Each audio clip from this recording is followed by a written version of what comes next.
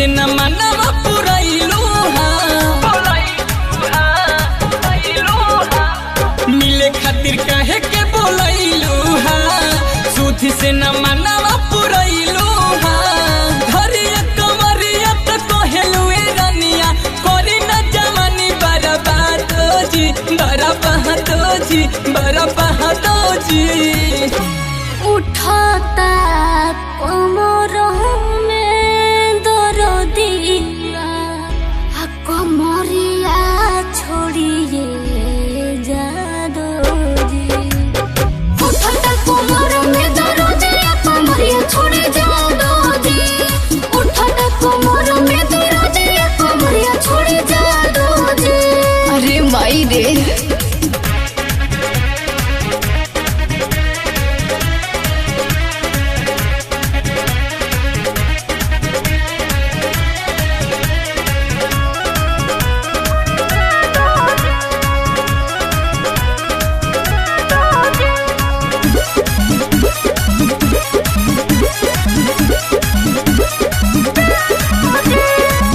अहिर के दर्द सह जाइबू त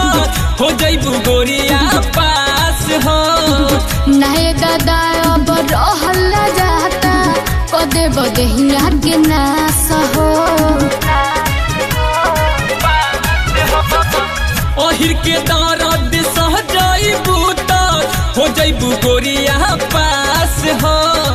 नए दादा अब रहल जाता कदे बदहिया के नास हो सब तू ही कइलू ओढ़नी बिछाइलू कहेलू निशाना न साधो जी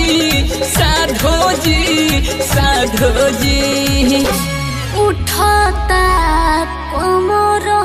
में दर्दिया कमरिया छोड़िए जादो जी उठाता कोमर में दर्दिया कमरिया छोड़े जादो जी उठाता कोमर में दर्दिया कमरिया छोड़े जादो जी।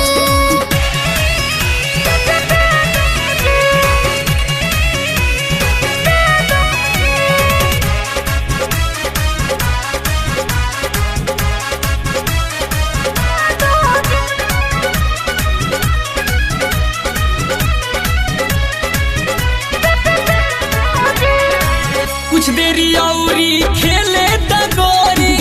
अपना हो समान से घुनी मुनी लाल पर दू मन हो धीरे धीरे